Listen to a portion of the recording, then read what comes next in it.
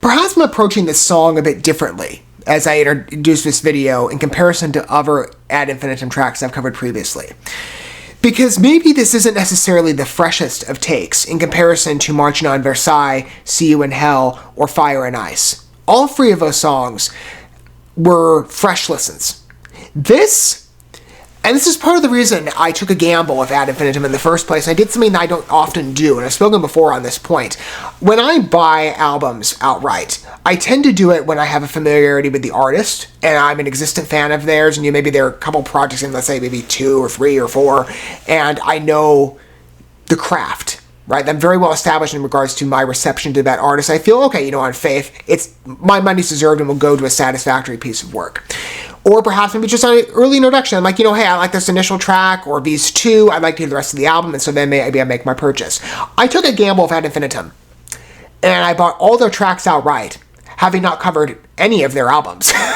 But I'll tell you again, like I said before, this is in part because I have such a deep reverence for European metal and rock.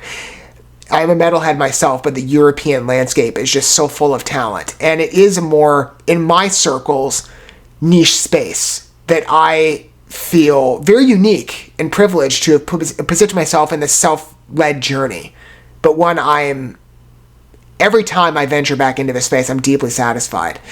But for me, I feel that it was a gamble that was satisfactory.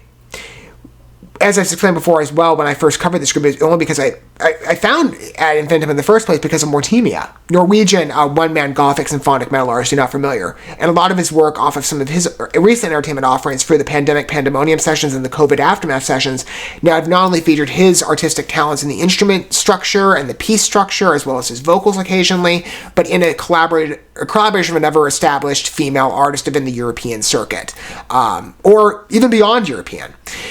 Melissa Boney was one of them through Devastation Bound.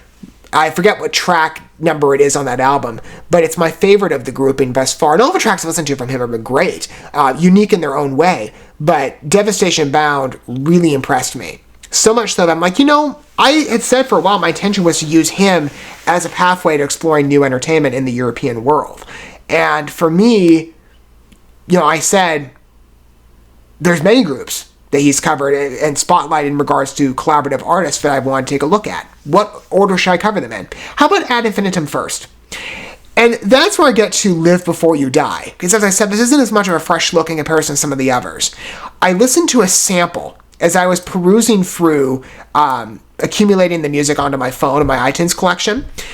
And I've listened to the iTunes sample of this piece. So the introductory, I forget how long it was. It's not the full length of the song, but it's the introduction to the piece I've heard. This is what steered me in immediately, and again, as part of the gauge that I decided to buy their albums outright on. And at this point now, I've collected the first 2 albums, the first 2 chapters actually, and then the first 3 tracks of the upcoming first 2 tracks of the upcoming third chapter. This is the track that, for me, set my anticipation very high, and I've been very eager to cover this one. Because for me, the type of sound to this, at least on the introductory stages, has a real vibe to what I love in metal. And as I said before, many times on this channel, I love to spotlight artists that I feel deserve more regard, especially in my social circles. Artists that perhaps, judging again by the familiarity of the people around me, may be seldom offered. Ad Infinitum, I would say, deserves that prominence. I love to use this channel in part to spotlight groups and, again, deserve that greater focus. I love to spotlight music more generally. As I said, it's the favorite art form out of anything I've really covered, and music for me has been such a vital part of my life. But I'm always looking for new talent to enjoy and to relish their vision. Ad Infinitum has, in my opinion, more than succeeded. And I'm sure that Live Before You Die will really speak to this.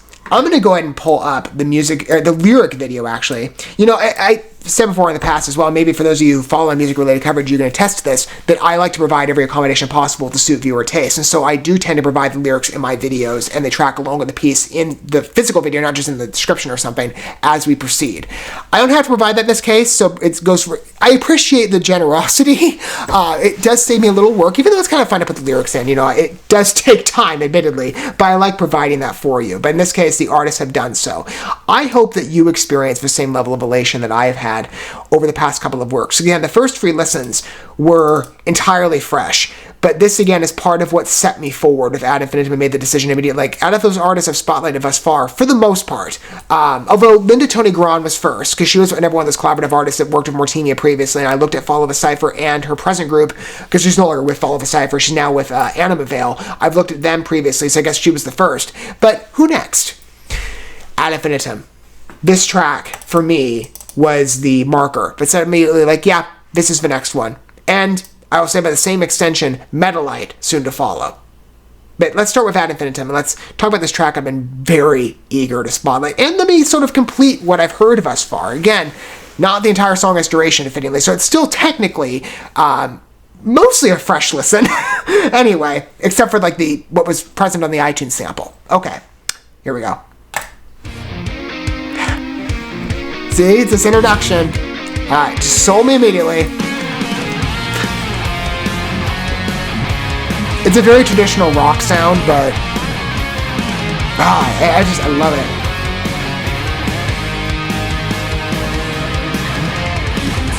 Great entrance. Really, that's cool. It's a live visualizer / lyric video.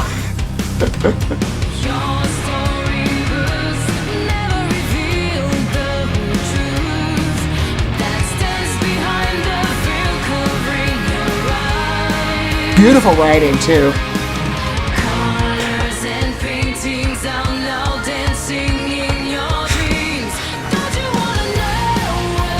We're nearing the end of the sample, by the way. So it's almost fresh. We're missing that stage, but isn't this introduction great?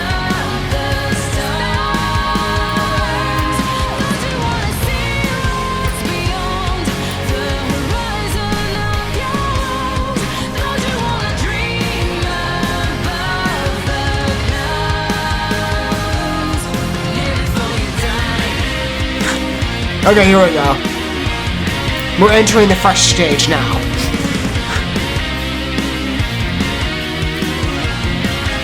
Good use of strings. Nice split from the initial verse.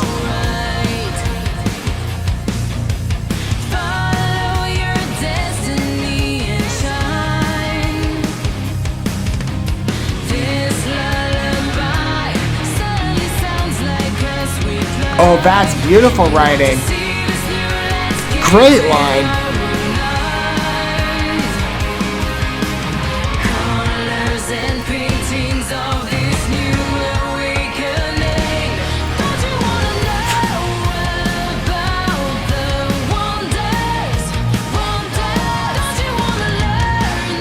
Yeah, Melissa Bonnie is a very talented vocalist. Listen to that vocal strength.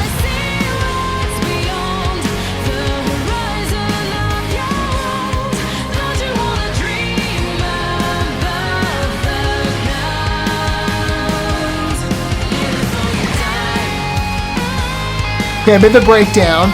Good choruses, though. Really strong choruses.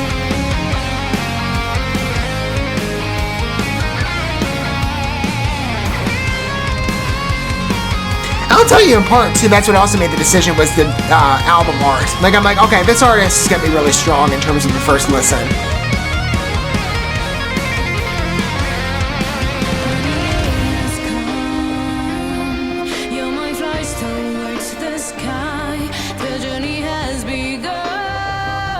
I like the varied shifts.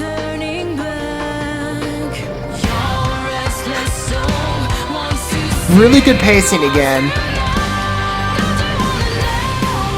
Okay. Big shift toward the end too.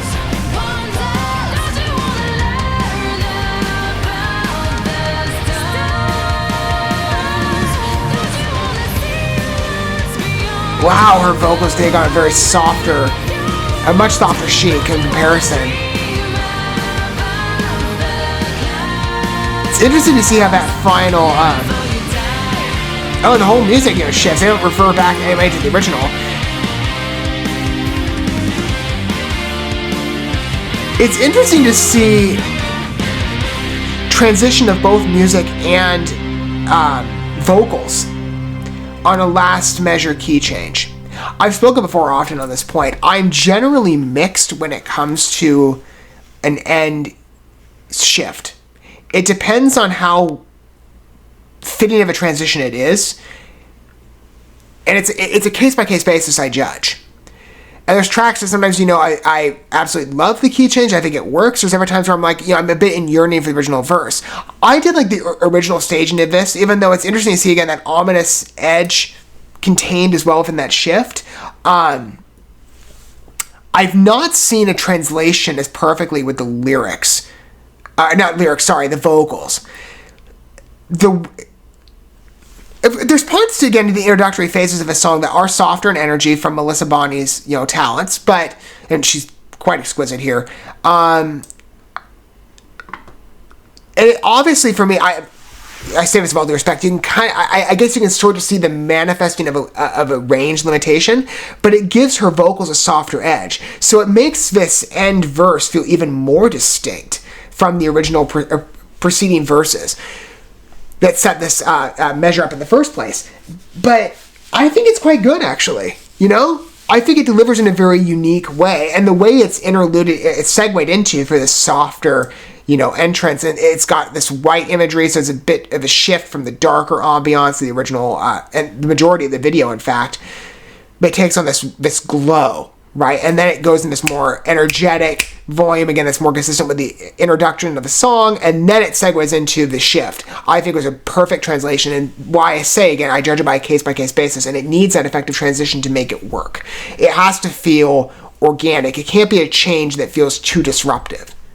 It has to feel in tune with the song. Or perhaps maybe with some exception, that may not be the case. Let's say by comparison, Blackbriar. They've had 2 cases at this point of dramatic key shifts, in my opinion. From what I remember, maybe I'm forgetting one track or another, but Deadly Nightshade off one of their first IPs, Blackbriar, if you're not familiar, Dutch symphonic metal, gothic metal too, big fan. So Deadly Nightshade was one of their initial pieces off of Fractured Fairy Tales. That was their original IP. And then off their recent singles releases, as they've now partnered with a major record, Crimson Faces, their initial signing with a record debut. Both tracks had key shifts, and I do feel that with time I have softened a bit to Deadly Nightshade. At first I was kind of like, I was still in this stage of yearning for the original staging of the track and the way it's introduced, because it does have that end measure shift that I guess there was kind of a lead into that, but I still was kind of in the stage of, I like the way the song was introduced. I would have liked to see that consistent throughout the song.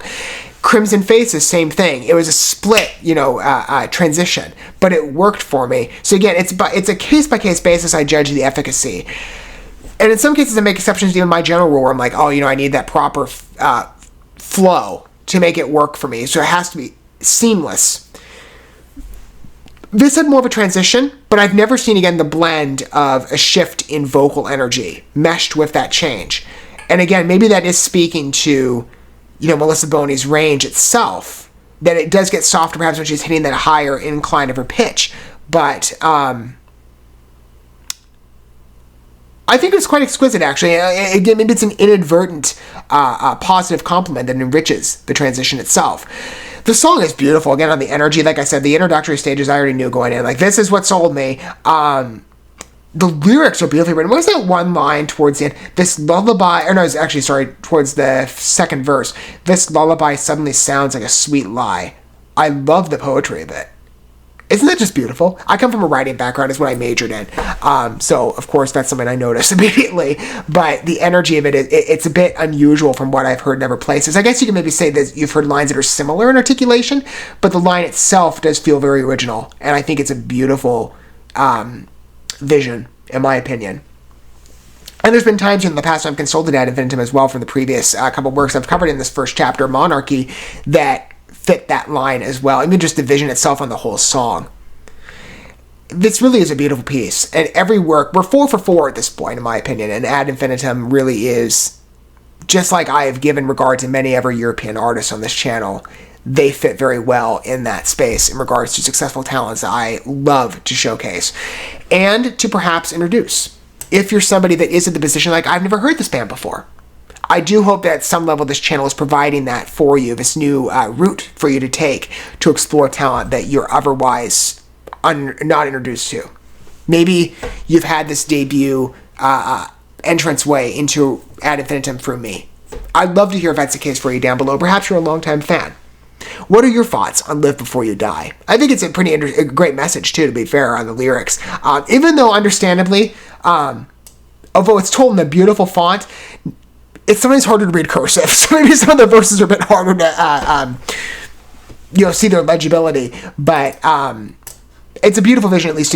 If you try and concentrate, it's easier to see. Or perhaps you can maybe reference another site that lists it in a more appealing font choice. But, I mean, without disrespect, I'm just saying, not everybody, writes in cursive these days. A lot of people just prefer to write in manuscript. So it takes a little more intention to read the message of the piece. But I think it's quite beautiful. It meshes very well to the song.